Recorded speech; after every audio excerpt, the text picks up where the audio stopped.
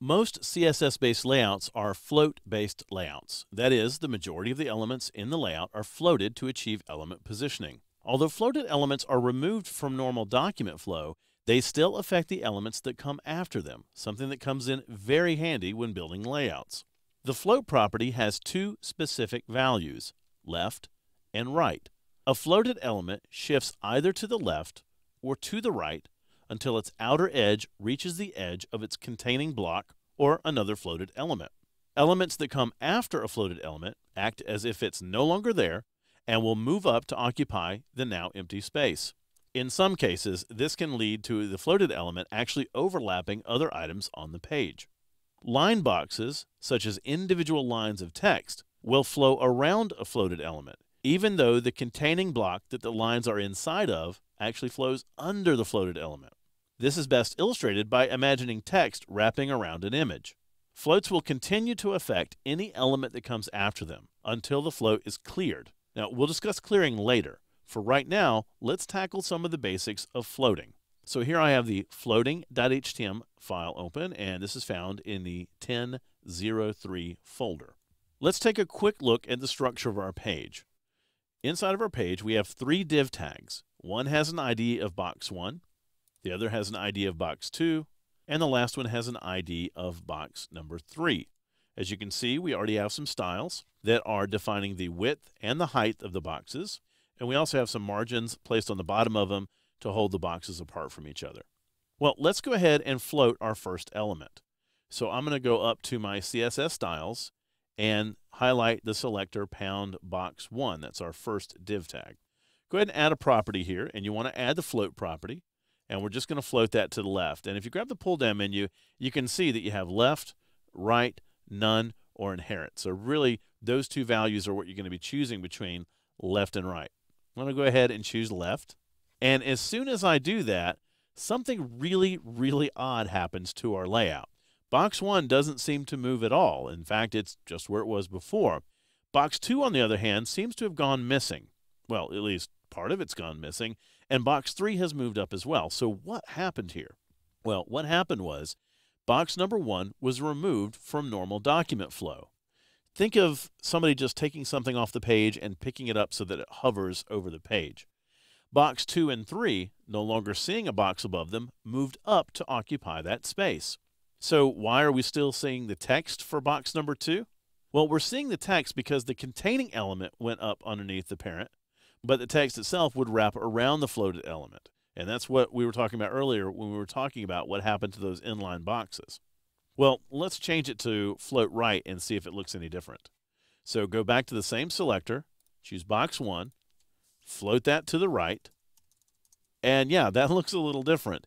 Now, box 2 and box 3 are still moving up to occupy that space, but because they are no longer touching or interacting with box 1 at all, the inline boxes move up as well, and they're not trying to wrap around the element. Now, let's make another more drastic change. I'm going to take box number 1 and float it back to the left.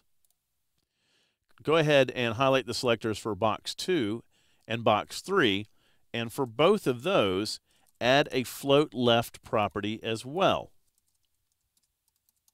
Now what's happening is it looks like we have a single line of elements, when in fact we know from the structure that we have 3 block level elements, one after another. What's happening is that remember that floated elements are going to go all the way over until they reach the edge of their containing element, or until they reach another floated element. So in this case, there is plenty of room for box 1, box 2, and box 3 to all fit on the same line. Now, this is very similar to some techniques that we do when building menus, for example. We'll take the menu items and float them to the left to form a horizontal menu bar. You could also think of these boxes as being larger, taller elements, and we're very close to having a 3-column layout. So you can see how flexible floats are when creating different types of layout elements on the page. Now, let's change this a little bit more to reflect a layout that you guys might be a little bit more used to seeing. I'm going to go up to box 1, and I'm going to take the float property and I'm going to get rid of it. The easiest way to do this is to simply click on the float itself, make sure that's highlighted in blue, and then click the trash can icon in the CSS Styles panel. Now, the reason that I cautioned you to make sure that this was highlighted in blue is that if you don't, you could delete the whole rule, and you don't want to do that. You want to make sure you're just deleting that property. Now, what happens is box 2 and box 3 continue to float, but box 1 is left alone. Floats only affect the elements below them. So with box number 1 being part of normal document flow, and box 2 and box 3 floating, box 2 and box 3 are affected by the floats. Box 1 could care less. I'm going to take box 1 and change its width from 100 pixels to 600 pixels. Now I'm going to highlight box number 2. I'm going to leave its width at 100 pixels, but I'm also going to give it a margin to the right. So I'm going to add a property here, and I'm going to say margin dash right 25 pixels. Notice how that's pushing one floated element away from the other one. So instead of going all the way to the edge of the floated element, it hits the margin first, and it creates sort of a gutter between those two elements. I'm going to change its height to 600 pixels. Finally, I'm going to go to box number 3. And here, we're going to change its height to 600 pixels as well. And I'm going to change its width to 475 pixels.